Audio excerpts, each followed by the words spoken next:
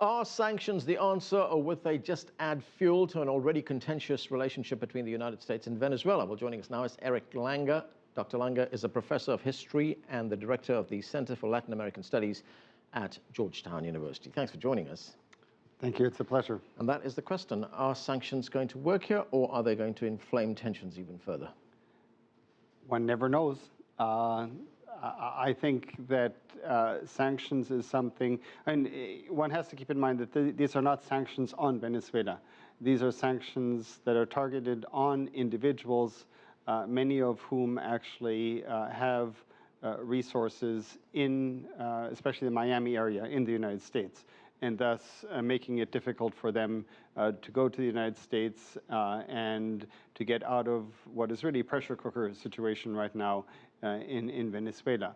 And one also has to keep in mind that the sanctions do not actually have anything to do with the very close commercial relationship that the United States has with Venezuela.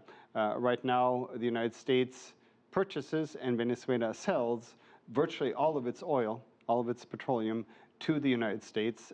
It is then refined in Texas refineries and then sent to the United States and to the rest of the world. So no matter what, it's business as usual? In many ways, yes, except that it might actually catch the attention of some of the members of the Maduro government, because they will be affected by that. Now, clearly, there's always, as the gentleman said from the Washington of Latin American, was it the Washington office of Latin America, that this might focus, again, the anti-Americanism, which especially President Hugo Chavez, prior to President Maduro, was very effective in using against the United States. But because these are such targeted sanctions, I think the danger of that is much less if it's possible to know what those sanctions really are about. Right, but even though they are targeted sanctions, I mean, they are symbolic in many respects. And I'm wondering, could they backfire in some respect? Would this give President Maduro a rallying cry to say, well, firstly, he can change the subject. Second, he can say, right, we're going to blame all this on the United States now. Exactly. And I think that's one of the things that especially the State Department is very leery of.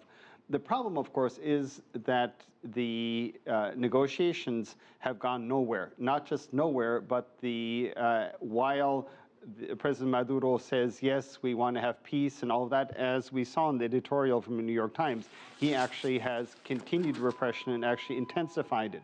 So in fact, the question also is, what are we saving here? We're saving something that at this point nobody thinks actually works.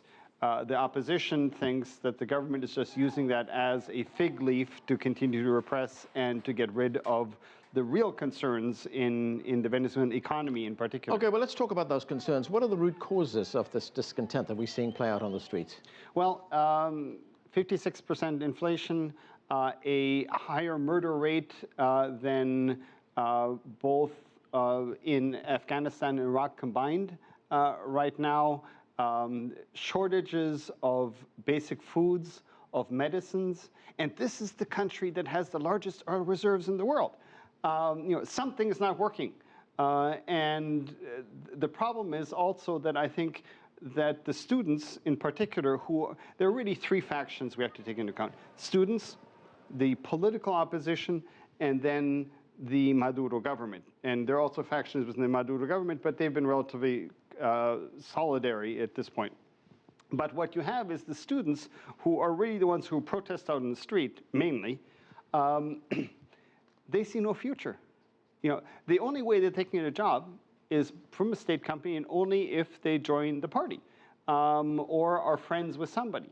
And so they really want to get on a different course. But the problem is that the Maduro government, as well as the Chavez government, says, basically, we're never going to leave power. The revolution is permanent, and thus everybody's incredibly frustrated because there doesn't seem to be an electoral way of changing the government either, because especially in the Senate, and I think also in Congress in general, there is a growing concern that this has become a dictatorship that will never leave on its own. But they were democratically elected. Yes, but Yes and no, and that's the tricky thing. For example, Why no? Why no? Because all members of state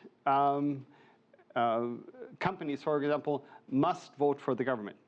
And there are ways of doing that. I mean, there are all kinds of tricks that the Venezuelan government has done. Okay, but let's talk about the opposition. The opposition, are they divided? Because we have, one part of the opposition, which I guess is led by Leopoldo Lopez, which is, right. According to critics in Venezuela, trying to unseat the government undemocratically. And then we have the other part of the opposition, led by Enrique Capriles, who are saying we have to change through the ballot box. Correct. And that, of course, is a huge problem because the opposition seems to do very well in get-together during electoral periods.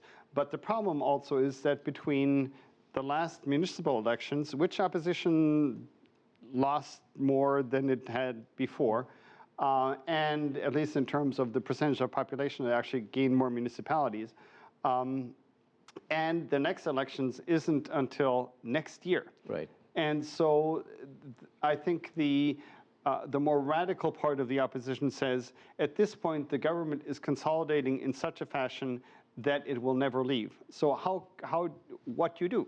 You have to create a situation where it then agrees to actually have fair and free elections where the possibility that it might lose and there might be a democratic alternation actually can happen. Okay, we've just got 30 seconds, and I have to ask you this. Where do you see it going to from here? Just more protests?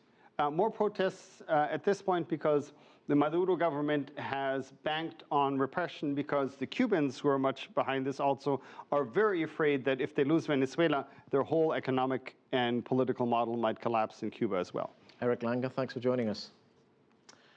Venezuela is one of the world's richest oil countries, but also a world champion of high inflation, homicides, and shortages of essential goods, as you've just heard. Next, we'll speak with an educator and an economist about the crisis in Venezuela.